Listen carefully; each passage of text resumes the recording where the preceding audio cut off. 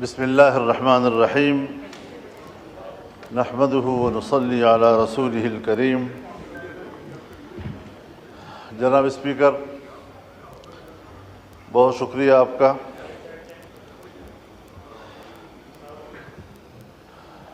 جو صورتحال امن و امان کے حوالے سے اس وقت ملک میں ہے، یا پھر بے روزگاری کے حوالے سے جو صورتحال ملک کے اندر ہے،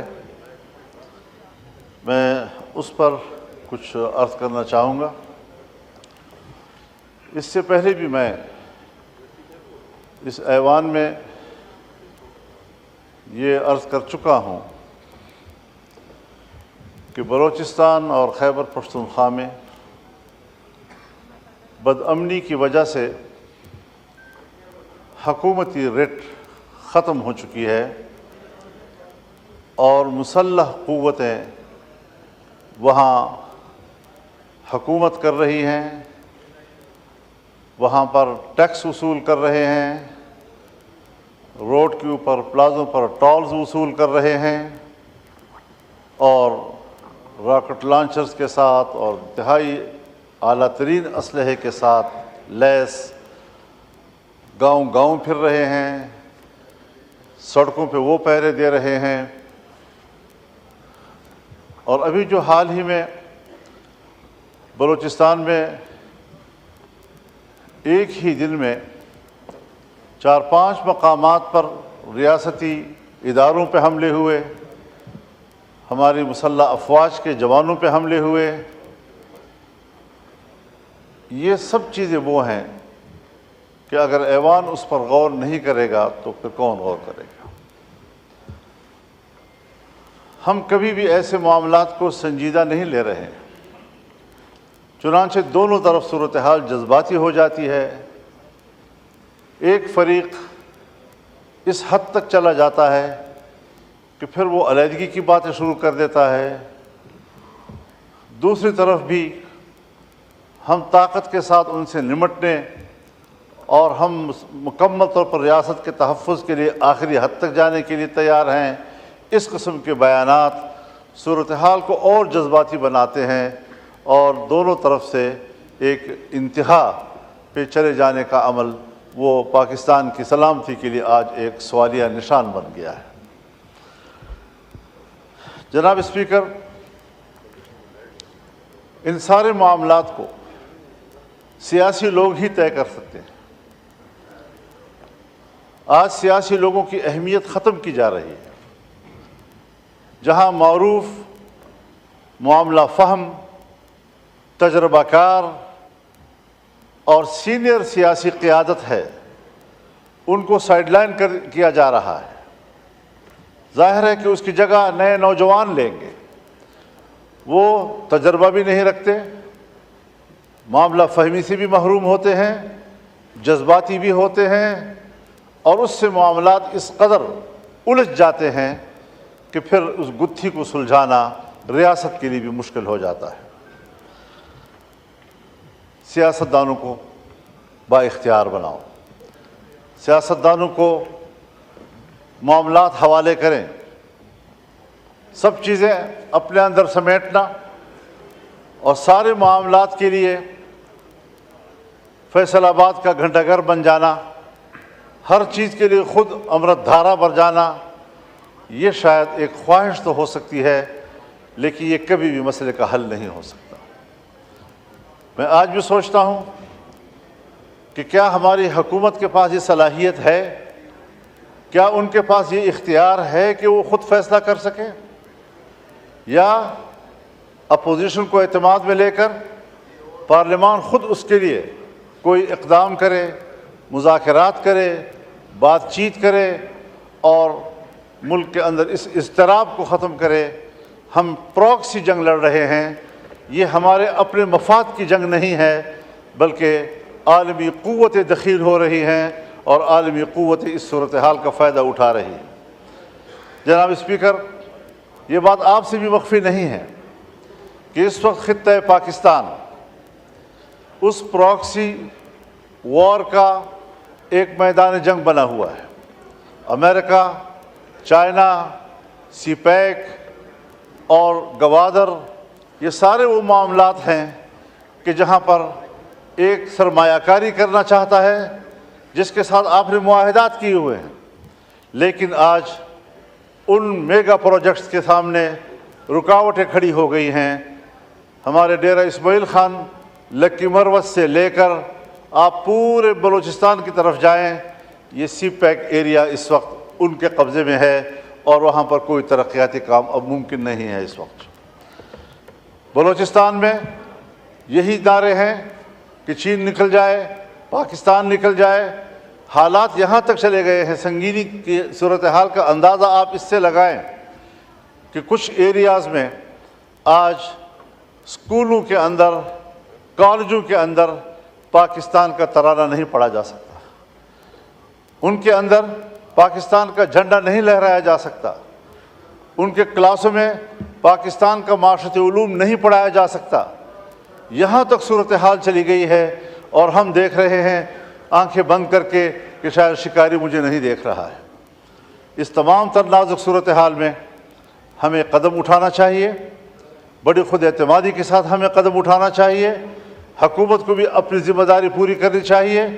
ہم لڑیں گے، اختلاف رائے کریں گے، تنقید کریں گے، اپوزیشن میں بیٹھے ہیں تو اپوزیشن کا کردار ادا کریں گے، لیکن اگر ملک کو ہماری ضرورت پڑتی ہے تو اپنے وطن عزیز کی چپے چپے کے لیے ہماری خدمات حاضر ہیں۔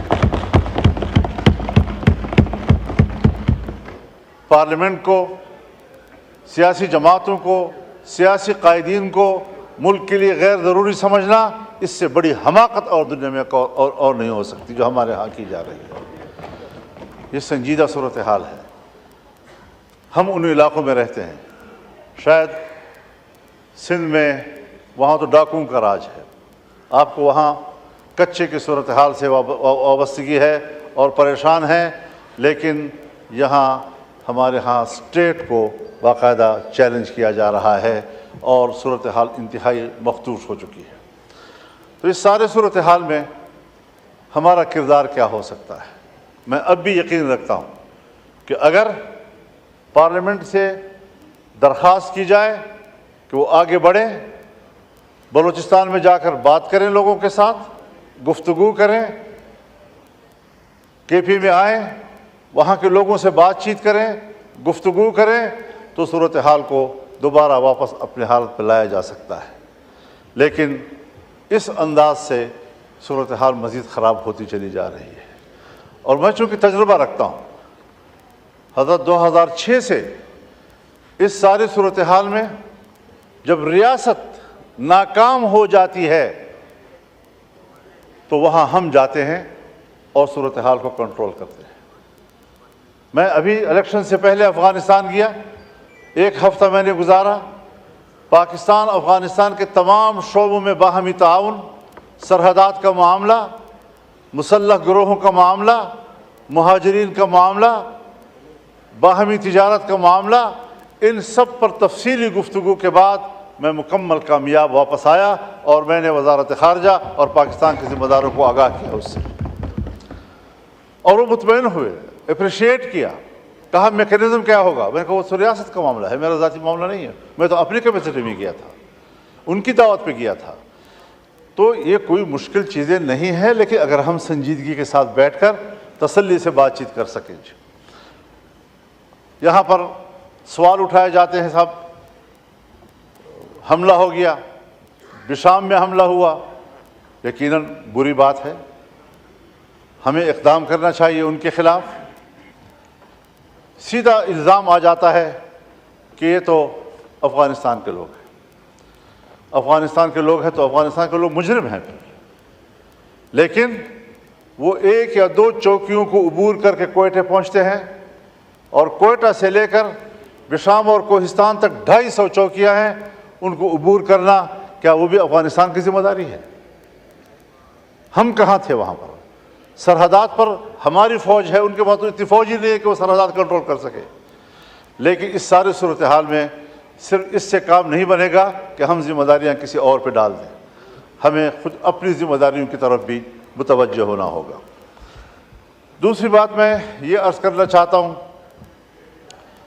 یہ چیز اس میں ہے کہ پرائرٹیز دیکھنی چاہیے۔ اس وقت یقیناً یہ ایک اہم مسئلہ ہے کہ جو مسنگ پرسنز ہیں، یہ بڑا ایک انتہائی اہم مسئلہ ہے اب لوگوں کا۔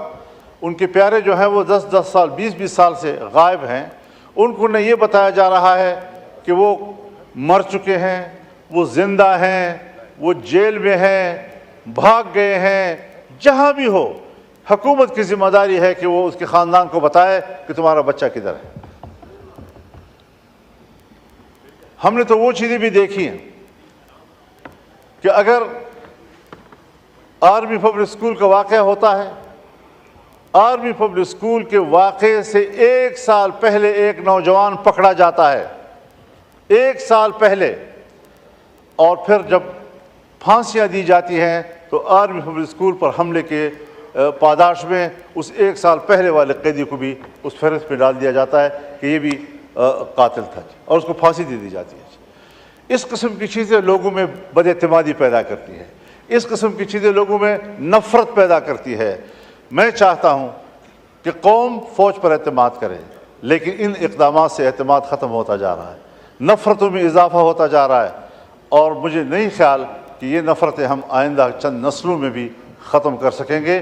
لہٰذا ان مسائل کو ترجیح دے دینی چاہیے۔ وسائل ہیں، اور بلوچستان کے وسائل ہیں، خیبر پختونخوا کے وسائل ہیں، سندھ کے وسائل ہیں، پنجاب کے وسائل ہیں۔ ان وسائل پر وہاں کے عوام کا حق ہے، وہاں کے لوگوں کے آئندہ نسلوں کا حق ہے۔ ان کو اطمینان دلا دیا جائے کہ آئین پر عمل ہوگا، اور 18ویں ترمیم کے تحت یہ چیزیں آپ کی ملکیت ہیں، ریاست کا کوئی حق نہیں ہے کہ وہ جا کر وہاں پر قبضہ کرے۔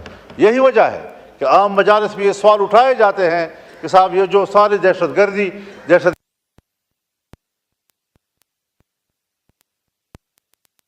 یہ در حقیقت ان وسائل پر قبضہ کرنے کی ایک وسیلہ ہے جو اس کے لیے استعمال ہو رہا ہے، جس کو لوگ ادراک رکھتے ہیں، اور اس پر سوالات اٹھائے جا رہے ہیں۔ دوسری بات یہ ہے جی کہ بے روزگاری کا معاملہ ہے۔ ہم لوگوں کو روزگار نہیں دے پا رہے ہیں، مہنگائی بڑھتی جا رہی ہے، گرتی ہوئی معیشت کو ہم دوبارہ نہیں اٹھا پا رہے۔ ابھی بڑی ایک طویل جنگ ہمیں لڑنی پڑے گی، اور بڑے احتیاط کے ساتھ۔ لیکن ایک طرف بے روزگاری ہے، ہم لوگوں کو نوکریاں نہیں دے سکتے، لوگوں کو روزگار فراہم نہیں کر سکتے۔ دوسری طرف ہم محکموں کو ختم کر رہے ہیں، PWD کو ہم ختم کر رہے ہیں، یوٹیلیٹی اسٹور کو ہم ختم کر رہے ہیں۔ 7 ہزار 10 ہزار ملازمین بیک وقت فارغ ہو جائیں گے۔ اس قسم کا کوئی قانون لانا، کوئی بل لانا، کوئی ترمیم لانا، یہ پاکستان کے ان ملازمین کے ساتھ، ان کے خاندانوں کے ساتھ، ان کے بچوں کے ساتھ دشمنی ہوگی، اور کسی قیمت پر اس قسم کے ترامیم کو ایوان میں قبول نہیں کیا جائے گا۔ یہی وجہ تو ہے کہ ہم مایوس ہو چکے ہیں۔ ہم کدھر جائیں؟ کوئی رول نہیں رہا ہے پارلیمنٹ کا، ممبران کا کوئی رول نہیں رہا ہے۔ تبھی تو اختر جان مینگل نے استعفیٰ دے دیا کہ پھر ایسے ایوان میں میں کیسے بیٹھوں گا جی۔ اور یہ ان کے جذبات و احساسات نہیں ہیں۔ جس طرح کے الیکشن ہوئے، جس طرح کے نتائج سامنے آئے، جس طرح کا پارلیمنٹ وجود میں آیا، یہ احساسات ہم سب کے ہیں۔ یہ اور بات ہے کہ پارٹیوں کا معاملہ ہے، کسی پارٹی نے فیصلہ کر لیا، کوئی ابھی ایوان میں کردار ادا کرنا چاہتا ہے، لیکن اس طرح چلے گا نہیں جی۔ معاملات کو خراب نہ کیجیے۔ آپ اس وقت چیئر کر رہے ہیں قومی اسمبلی کے اجلاس کو، آپ کی طرف سے واضح ہدایات جانی چاہیے کہ ایوان مضطرب ہے، ملک کے لیے پریشان ہے، اور ایوان پر اعتماد کیا جائے۔ ہم جیسے کیسے بھی ہیں، فارم 47 کے ہیں یا 45 کے ہیں، لیکن اب اس ایوان میں ہم بیٹھے ہوئے ہیں، اور ڈیجور نہ صحیح، ڈیفیکٹو صحیح، لیکن انہی سے آپ نے کام لینا ہوگا۔ ان کو اپنا ملازم سمجھ کر کہ یہ صرف اس لیے بیٹھے ہیں کہ جب ریاست چاہے گی کہ ترمیم کر لیں تو انہی سے ترمیم کرائیں گے۔ ہم اپنے مفاد کے لیے قانون بنانا چاہیں تو انہی سے قانون بنائیں گے، انہی کو استعمال کیا جائے گا۔ ہم اداروں کے استعمال کے لیے یہاں نہیں بیٹھے ہوئے، ہم آزادی سے ملک اور قوم کی خدمت کرنے کے لیے بیٹھے ہوئے ہیں۔ تو یہ ساری صورتحال ہے۔ میں بہت ممنون ہوں آپ کا کہ مجھے آپ نے ان خیالات کا اظہار کرنے کا موقع دیا، اور ان کو سنجیدگی سے لیا جائے، اس کو خواہ ایک تقریر اور خطابت نہ سمجھا جائے۔ میں ان حالات کی وجہ سے انتہائی مضطرب ہوں۔ انتہائی پریشان ہوں اور مایوس ہوں کہ ہماری پارلیمنٹ کے پاس کردار ادا کرنے کا کوئی موقع موجود نہیں ہے۔ اللہ تعالی ہم پر فضل فرمائے۔ شکریہ۔